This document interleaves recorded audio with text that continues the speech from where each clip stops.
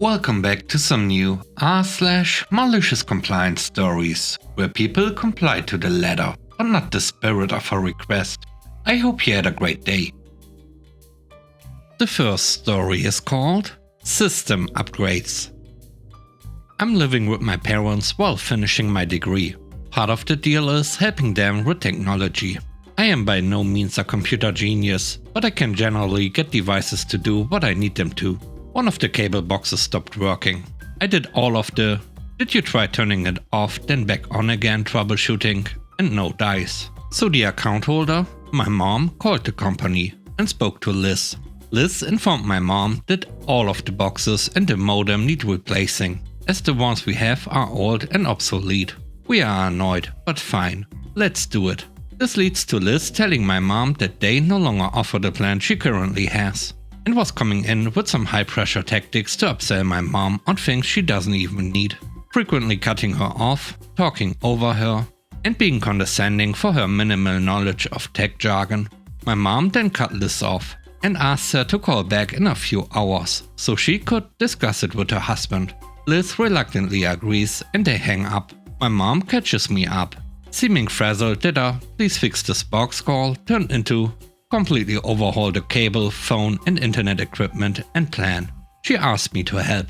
The 2-hour gap she was supposedly discussing with her husband was actually time I spent piecing together a new bundle for her.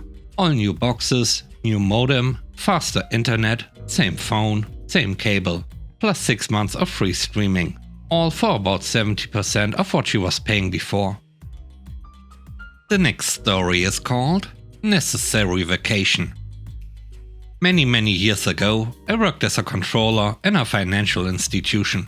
My role is essentially to engage with traders about their trading, ensure they are on top of their positions, provide evidence they are priced correctly, report profit and loss, that sort of thing. A good controller is an asset to a trader because they don't have to worry about surprises. They can start each day knowing their positions are correct, their P&L is accurate, and they can take each day on its own merit. Some of the products that they trade are quite complex. For example, buying sugar futures is a great idea if you think the future value will rise. But at some point you need to take delivery of those futures. If the contract specifies a building that has no roof and it's during the rainy season in that location, the physical sugar you purchase becomes worthless in a real hurry. Other products have country-specific rules. For example, requiring you to physically present yourself to take delivery. My emerging markets trader was balked by his desk cat from taking a vacation. Others were already out.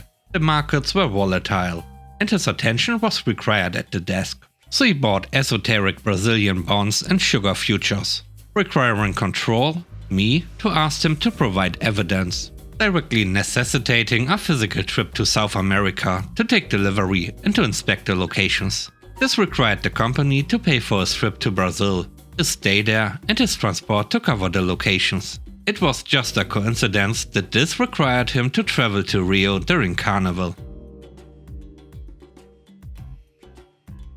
The third story is called Fake Vac. I'm a cabin crew member. I've been doing it for over 10 years. Any issues that crop up during my workday, I will bend over backwards to accommodate people, if I can. However, there are unfortunately a handful of people that are dishonest to try and get what they want. Fake injuries to try and get upgrades, fake birthdays, you name it. People have tried it, and believe me, I have loads of scenarios where people try to cheat the system because it makes them feel special. Or that they have one-upped me, I guess.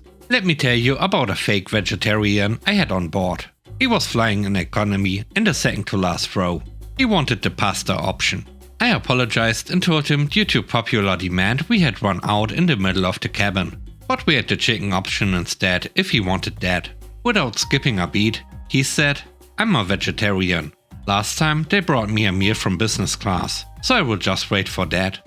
Now, this is something I would have offered anyway, as a nicety, if available, as I generally like helping people out if I can. The way he just expected it right off the bat before I could even offer a solution left a slightly bad taste in my mouth. And also, I smelled a rat. I was 99% sure that I had cleaned an empty pack of smoky bacon crisps from him earlier on. And no, they weren't a veggie brand, as I have the same ones occasionally. I was certain that he was being picky and wanted a higher quality meal. Plus, any regular flyer would know how often we run out of the veggie option and to pre-order a veggie meal. I said, "It's unfortunate that you didn't pre-order a veggie meal. I will see what I can do for you though. Just give me 5 minutes to finish up here." I went up to business class. They had also run out of the veggie option. So I went up to first class and asked if they could spare anything. We ended up putting a few leaves together with a bit of dressing.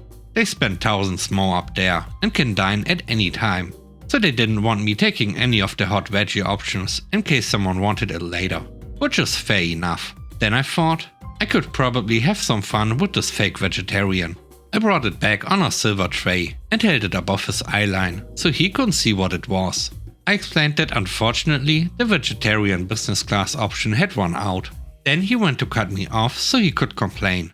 But I held up my hand and said, however, I managed to go one step further and got the last vegetarian meal from first class. Then I pulled the linen cloth off the top of the tray as I placed the salad down in front of him. It really was a very basic but large salad, and his face said it all. His face went from a smug, "Haha, I wrecked the system," to "What is that?" within 3 seconds flat. He then said, "I wanted something hot. I'll just have the chicken then." I put on a shocked face and said, "I cannot give you that, sir. I would feel awful." He responded with, "Don't worry about it. It's fine." I gave him an, "Are you sure you're a vegetarian?" look and brought back the chicken. By which point it had been set drying up in the oven a little bit longer. Even if he was a real vegetarian, he should have pre-ordered. The next story is called Printing Compliance. I'm a project manager for a graphic design company. I also manage our print projects, which means identifying the right print shop for the job, finding the best paper stock, collecting quotes, and communicating everything to clients in plain English. The plain English part is important, because we are not using an office copier. This is industrial printing with its own international jargon built up over hundreds of years. We are unique because our head designer used to work at the print shop we use for 80% of our jobs. We are almost like an extension of their sales team at this point. My office is full of their paper samples and we speak industry shorthand with each other. They give us a discount for streamlining things, which we split with our clients. Everybody's happy, usually. Sam was a good client on the design side, but listening was not her strength. She had a special 2-day training event coming up and needed 100 booklets for attendees. Tickets cost $4,000, so everything was supposed to be premium. Sam was sure she could squeeze a better price and timeline out of our print partner. Not that she wanted to shop it around town. She wanted to haggle. I tried to explain that her project was tiny for them, but she got a little pushy. I didn't even have to warn my print contacts in advance. With a dumb grin, I wrote an email to everyone stating that Sam would be managing the print process for this job and they could work with her directly. Sam replies like it's FedEx Kinko's. "I need 100 booklets printed and stapled to pick up Friday. Good paper. What kind of volume discounts are available?" The printer responds quickly in all the perfect jargon. Sam knows right away she's in over her head. I can tell because she starts dropping me off the CC, but the printer keeps adding me back. She's using words like cardstock and printer paper. They are responding with offset, 4x4, 4up, lead, cover rate, text rate, actual, coded, just not translating or dumbing it down at all. Eventually we stop hearing from Sam. The big event comes and goes. When the next one rolls around, she's back requesting quotes, but this time doesn't argue about the price. She does say she wants it to look better than they can do at FedEx office, which means she probably went there after hitting the wall the first time. The last story is called Handle It Yourself.